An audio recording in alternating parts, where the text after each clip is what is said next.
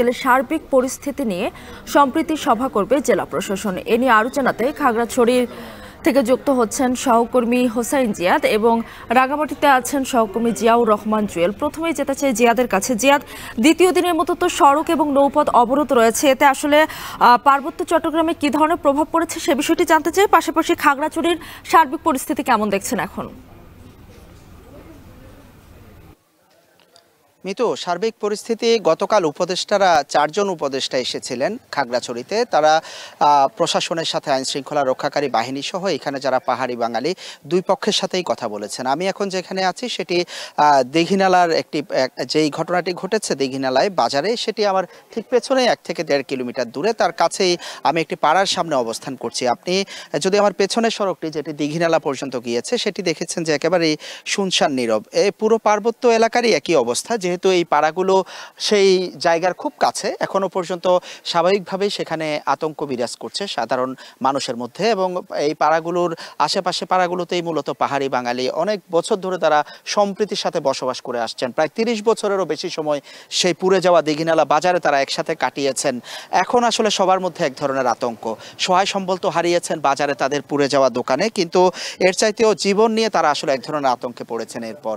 আর আজকে সেই আতঙ্ক কাটানোর জন্য আসলে চেষ্টা চলছে। কালকে উপদেষ্টারা এসে আশ্বাস দিয়েছেন যে এই ঘটনায় যারাই জড়িত থাকুক না কেন বিচারের মুখোমুখি করবেন, এবং আশ্বাস দিয়েছেন তাদেরকে ক্ষতিগ্রস্তদেরকে আর্থিক সহায়তা করার।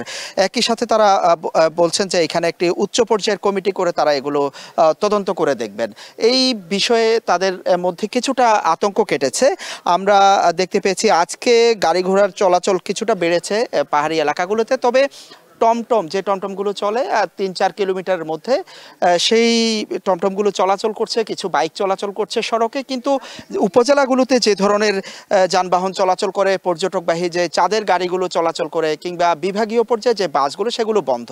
আজকে সকালেও পানছড়ি সহ বিভিন্ন প্রত্যন্ত যে উপজেলা সেখানে সড়ক অবরোধ করে পিকেটিংয়ের খবর আমরা পেয়েছি। গাছ কেটে রাস্তায় ফেলা হয়েছে, কিন্তু বিজিবি, সেনাবাহিনী, আইনশৃঙ্খলা বাহিনীর কড়া টহল আমরা পুরো সড়ক জুড়ে দেখতে পেয়েছি। যখনই কোনো জায়গায় পিটিংয়ের খবর এসেছে তারা সেই গাছগুলো সরিয়ে চলাচল নিশ্চিত করার চেষ্টা করেছেন। আর আপনি জীবন ব্যবস্থার কথা বলছিলেন, স্বাভাবিকভাবে এই ধরনের ঘটনায় যখন পরিবহন বন্ধ হয়ে যায়, এখানকার ফল ফসলগুলো বাজারে তোলা থেকে শুরু করে এবং এখানকার যে যোগাযোগ ব্যবস্থা, সেই যোগাযোগ ব্যবস্থায় বড় ধরনের প্রভাব পড়লে স্বাভাবিকভাবেই জীবনযাপন কিংবা অর্থনৈতিক ব্যবস্থাটি বিপর্যস্ত হয়। তবে আজকে শহর সহ বিভিন্ন জায়গায় আমরা দেখছি ছোট ছোট পাড়াগুলোর সামনে যে দোকানগুলো রয়েছে সেগুলো কিন্তু খুলতে শুরু করেছে। সাধারণ মানুষ আশা করছেন যে পরিস্থিতি হয়েছে সেটি ধীরে ধীরে উত্তরণ হবে এবং আজকের পর থেকে আতঙ্ক কেটে মানুষ স্বাভাবিক জীবনযাপনে ফিরবে, সেই আশা কিন্তু স্থানীয় মানুষ করছেন। খাগড়াছড়ির দীঘিনালা থেকে জিয়াদ যুক্ত ছিলেন, তিনি জানাচ্ছিলেন যে সেখানে অনেকটা এখনো থমথমে পরিস্থিতি বিরাজ করছে। এদিকে আমাদের সঙ্গে যুক্ত আছেন রাঙামাটি থেকে জিয়াউর রহমান জুয়েল। জুয়েল, আজ তো 144 ধারা প্রত্যাহার করা হয়েছে, লোক সমাগম কেমন দেখছেন সড়কে? এছাড়াও বিকেলে সম্প্রীতি সভার কথা রয়েছে, সেখানে কারা যোগ দেবেন বিষয়টি জানতে চাচ্ছিলাম।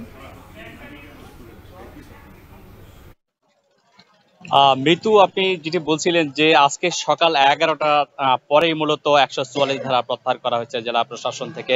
গত শুক্রবার দুপুর 1টায় সেই 144 ধারা জারি করেছিল জেলা প্রশাসন। শান্তি শৃঙ্খলা যখন একেবারে এক তুঙ্গে উঠে, যে পরিস্থিতি খুবই ভয়াবহ আঘাত ধারণ করে, তখনই মূলত এই 144 ধারা জারি করা হয়েছিল।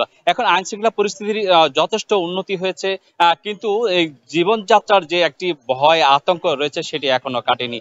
মানুষজনের সঙ্গে কথা বলেছেন, তারা যেটি বলছেন যে আসলে সার্বিক পরিস্থিতি এখনো ঠিক যতটা প্রত্যাশা ছিল ততটা পূরণ হয়নি, যার কারণে এখনো মানুষজন খুবই সীমিত সংখ্যক চলাফেরা করছেন। আপনি জানেন যে 72 ঘন্টার যে যুব ছাত্র জনতার একটি সড়ক ও নৌ অবরোধ কর্মসূচি রয়েছে, সেটি আজকে দ্বিতীয় দিনের মতো চলছে। সকাল থেকে যেটি আমি দেখেছি, পুরো শহর ঘুরে কোনো প্রকার যানবাহন হলে চলাচল করছে না। রাঙ্গামাটি শহরের সঙ্গে যেহেতু 6টি উপজেলার একমাত্র যোগাযোগের মাধ্যম হচ্ছে নৌপথ, সেই নৌপথ একেবারে ফাঁকা শূন্য, সেখানে কোনো যানবাহন নেই, লঞ্চ বোট কিছুই নেই, সেখানে চলাচল একেবারে বন্ধ হয়ে আছে। এখানে শহরের যে গণপরিবহন, অটো, চিন্তা চালিত অটো রিক্সা, সেটিও বন্ধ রয়েছে। দূরপাল্লার যানবাহন তো শুক্রবার থেকেই বন্ধ রয়েছে।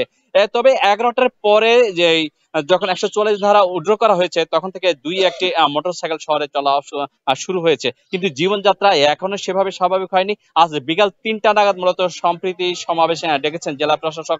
জেলা প্রশাসকের যে কার্যালয় রয়েছে সেই সম্মেলন কক্ষে এই সভাটি হওয়ার কথা রয়েছে। সেখানে ব্যবসায়ীরা এবং বিভিন্ন রাজনৈতিক এবং বিভিন্ন সংগঠন এই ধরনের যারা নেতৃত্বের জায়গায় রয়েছেন তারা মূলত এই সভাটি অংশগ্রহণ করবেন। সেখান থেকে নতুন কোনো দিক নির্দেশনা আসলে পরবর্তী কি পরিস্থিতি হয় সেই ধরনের পরিস্থিতি পর্যবেক্ষণ করে নতুন কোনো পদক্ষেপ নেবে প্রশাসন, এমনটাই আমার কাছে আছে সবশেষ। মিতু, পার্বত্য এলাকার পরিস্থিতি জানাতে যুক্ত ছিলেন আমাদের সহকর্মীরা।